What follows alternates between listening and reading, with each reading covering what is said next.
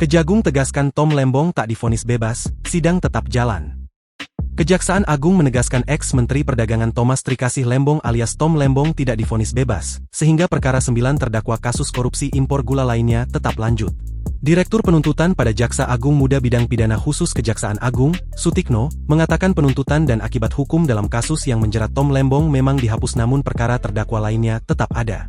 Dia tidak bebas, dia itu kan mendapatkan abolisi, yaitu seluruh proses hukum dan segala akibatnya ditiadakan khusus untuk Pak Tom Lembong, yang lainnya ya berjalan, kata Sutikno saat ditemui di kantor Kejagung Jakarta, Jumat, 8 Agustus 2025.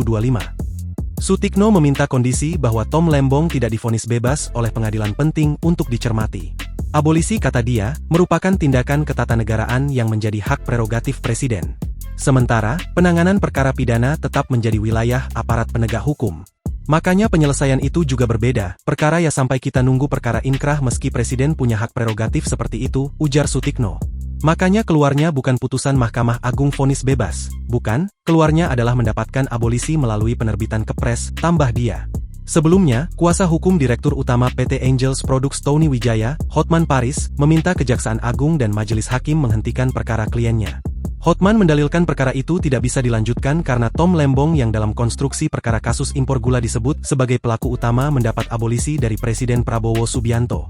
Hari ini kami dari kuasa hukum 9 importir swasta akan memohon kepada Kejaksaan Agung JPU agar surat dakwaan terhadap 9 importir swasta ini ditarik, dicabut dari Pengadilan Tipikor PN Jakarta Pusat, kata Hotman dalam konferensi pers di Pengadilan Tipikor Jakarta Pusat, Selasa, 5 Agustus 2025.